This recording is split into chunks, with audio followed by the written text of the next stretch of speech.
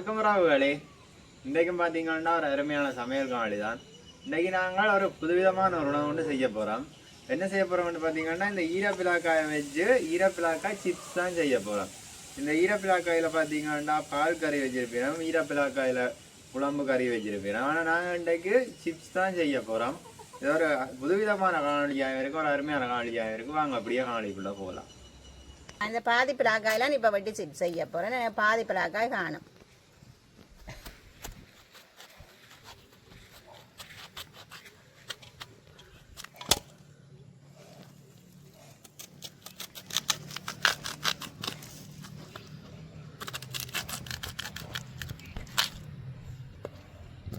தோலை நாங்கள் சீவி எடுப்போம்.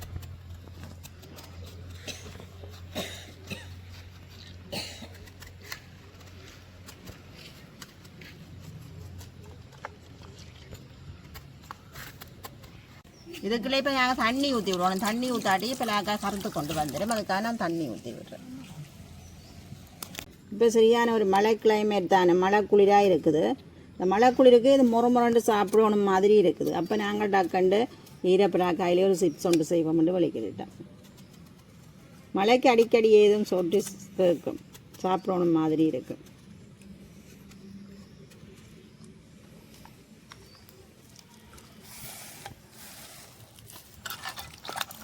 நான் 2 துண்டையும் சீவி எடுத்துட்டேன். இனி வெட்டி எடுக்க போகிறேன். இதை வெட்டேக்கு நல்ல மெல்லிஸாக வெட்டணும். அப்போ தான் முறமுறண்டு பொரிப்படும்.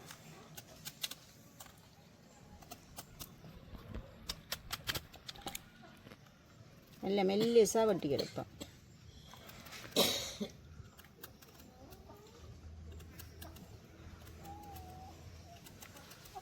இப்படி மெல்லிஸாக வெட்டி எடுத்தால் தான் எங்களுக்கு நல்ல முறமுறண்டு வரும் பொரிஞ்சு.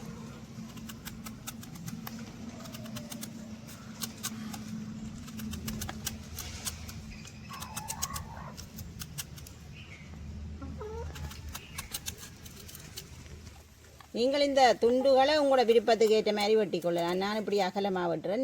நீளமாகி நல்ல மெல்லிஸாக வெட்டி எடுக்கலாம். அப்படி வெட்டி எடுத்து நாங்கள் பொரிக்கலாம்.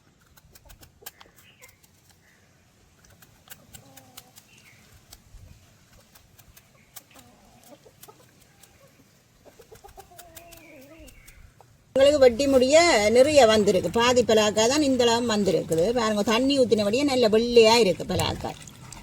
நல்ல சின்ன மெல்லிஸாக வெட்டி எடுத்துட்டு நல்ல வெள்ளையாயும் இருக்குது. நான் அதை கழுவி எடுக்க போகிறேன். நல்ல வடிவாக இருக்குது.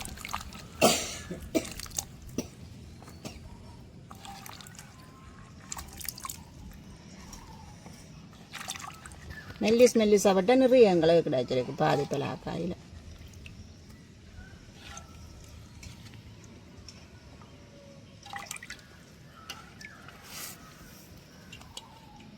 நான் இதுக்குள்ள மாற்ற போகிறேன்.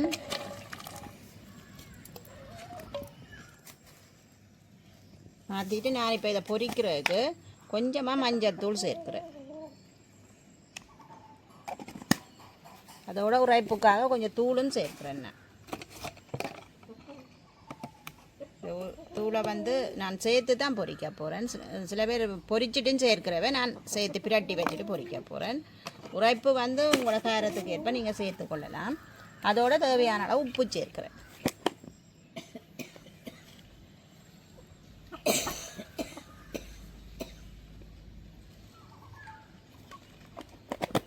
நல்ல வடிவாக பிரட்டி விட போகிறேன். இது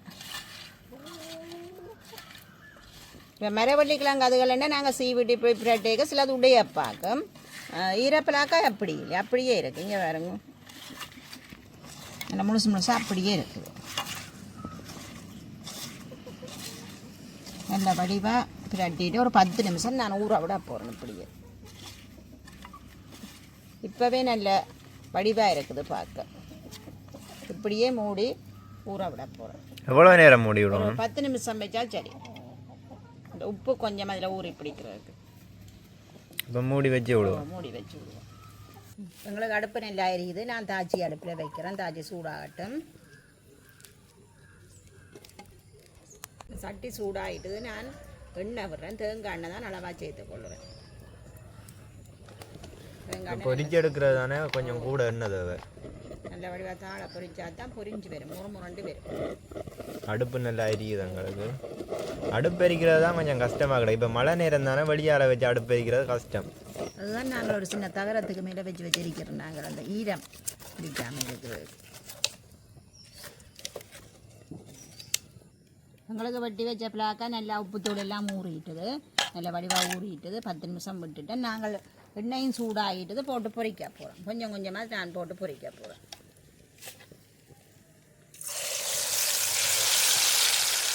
கொஞ்சம் கொஞ்சமாக பொரிச்செடுப்பேன். நல்லா தாண்டு பொரிஞ்சால் தான் பொரிஞ்சு வரும், முறுமுறண்டு வரும்.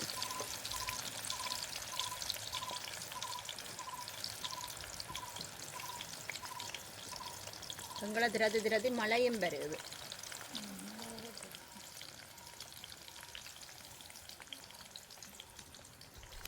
நாங்கள் ஒரே பக்கம் விடக்கூடாது, பிரட்டி விட்டால் தான் பொரியும். இது என்னென்னா மெல்லிசா தானே செய்வின், நாங்கள் அப்படியே விட்டு விட கருகிடும். அப்போ நாங்கள் பிரட்டி விட வேணும்.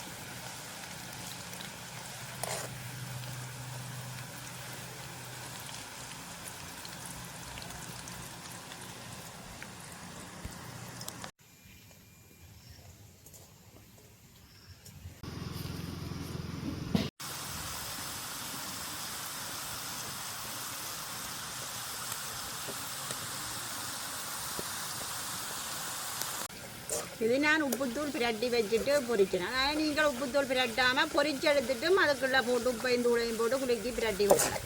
அப்படியும் செய்யலாம். பொரிஞ்சு வர கொஞ்சம் நேரம் சொல்லு தானே.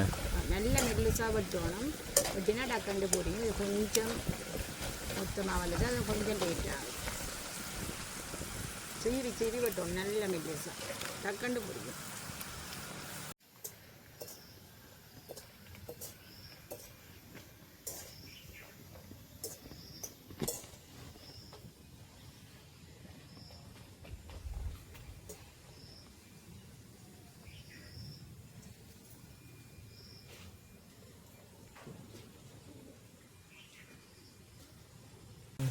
எங்களுக்கு நல்ல முறுமுறன்ட்டு வந்துட்டு பொடிப்பட்டு நான் இதை வடிச்செடுக்கிறேன். இந்த கூடைக்கே நல்ல சத்தமாக இருக்குது. கலகலண்டு நல்லா பொரிஞ்சிட்டு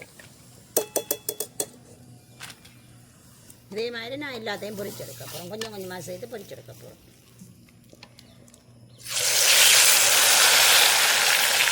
எண்ணெய் நல்லா சூடாக இருக்கணும். நல்லா பொங்கிட்டு இதுவும் நல்லா பொங்கி வரும். நீங்கள்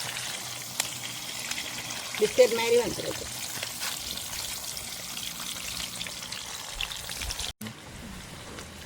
நல்லா அடுப்பெரிஞ்சோன்னா நல்ல வேகமாக பொரிப்பட்டு வருவாங்களுக்கு. எண்ணெயும் எடுக்காது. மழையும் துமிச்சு கொண்டு இருக்கு. மழையும் சாதுவாக துமிக்குது. எண்ணெயோட இருக்கிறோம். எண்ணெய் வளர்க்க போது தெரியல. அடுப்பு எரிகிறதுலாம் இந்த அடுப்பு நல்லா எரியும். டக்கண்டு பொங்கி பொரிப்பட்டு வரும்.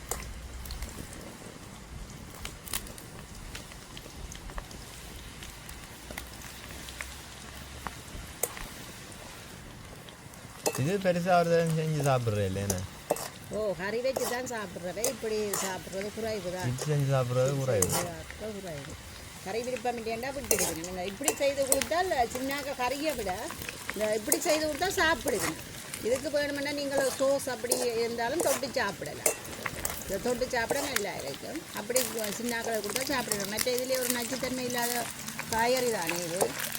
பலாக்காய் நிறைய சத்தம் இருக்குது, நிறைய சாப்பிடுவோம். இது மற்றது எங்களுக்கு நடுவே கிடைக்காது. இது ஒரு சீசனுக்கு தான் கிடைக்கும் ஈரப்பலாக்காய். கிடைக்கிற காலத்தில் நாங்கள் சாப்பிடுவோம். இதுவும் பொரிஞ்சு வந்துட்டு நான் இதையும் படிச்சிருக்கிறேன்.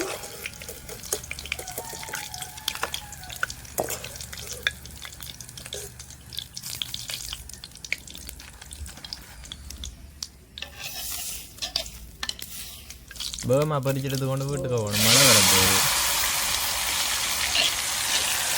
எண்ணெய் நல்லா கொதிச்சுருக்காங்க. டக்கண்டு பொரிஞ்சு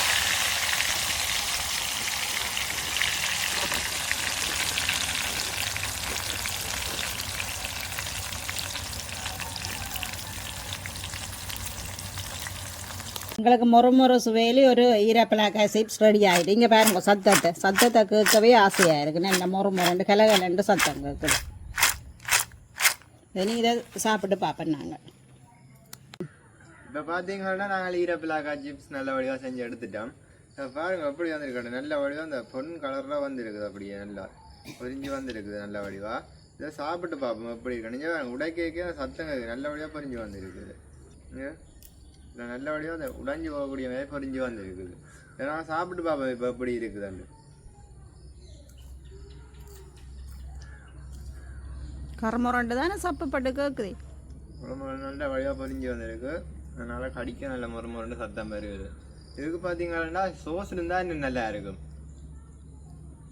சின்னாக்களே விருப்பமாக இருக்கும் சோஸில் தொட்டு சாப்பிடுவினம் இதை விருப்பமாக சாப்பிடுவினம். ஈரப்பிளாக்காய் கறி சாப்பிடாதாக்கள் இதை சாப்பிடுவினம், கட்டாயம் சாப்பிடுவினம். இந்த மரவள்ளிக்கிழங்கு பொரியலையும் விட இது நல்ல மருத்துவ குணமாகவும் இருக்கும். ஈரப்பிளாக்காய் நிறைய சாப்பிடணும். மரவள்ளிக்கிழங்கு பொரியல் எல்லாம் நாங்கள் கடையில் வாங்கி சாப்பிடக்குள்ள அதுக்குள்ளே என்ன கெமிக்கல் எல்லாம் ஆட் பண்ணியிருப்போம் தெரியல. ஆனால் இது நாங்கள் ஈரப்பிளாக்காயை பிடுங்கி எடுத்து நார்மலாக எப்படி செஞ்சாலும் பார்த்துருப்பீங்க தானே. அதே மாதிரி உப்பும் போட்டு தூளும் போட்டு பிரட்டி போட்டு எளிமையாக செய்யலாம். எங்களுக்கு எதுவும் கடையில் வாங்கணும் இல்லையா, எங்கள்கிட்ட இருக்கிற பொருளை வச்சு நாங்கள் டக்குன்னு செய்துடலாம். எளிமையாக செய்து கொள்ளலாம். இந்த கெமிக்கல் அந்த கலரிங் அதுகள் ஒன்றுமே ஆட் பண்ணுறே இல்லை, சுவை ஊட்டி ஒன்றும் இல்லை, ஊட்டி ஒன்றுமே இல்லை. நார்மலாக நாங்கள் ஒரு நாள் சாப்பாட்டுக்கு என்ன சேர்க்கிறோமோ அதுதான் சேர்த்து செஞ்செடுத்தோம். நாங்கள் மிக மிக ஒரு இலவான முறையில் ஒரு கொஞ்சம் நேரத்தில் டக்குன்னு செஞ்செடுத்துடலாம். பின்னேறம் ஒரு ஸ்நாக்ஸுக்கு. அப்போ இதை மாதிரி ஈரப்பிளாக்கா ஒரு சீசனுக்கு தான் கிடைக்கும். இப்போ ஈரப்பிளாக்கா கிடைக்குது. நீங்களும் ஈரப்பிளாக்காயை கண்டா விடாமல் வாங்கி கொண்டு வந்து இதை செஞ்சு பாருங்க. அப்போ நாங்கள் இதோட இந்த காலியை முடிச்சு கொள்வோம். பாய்.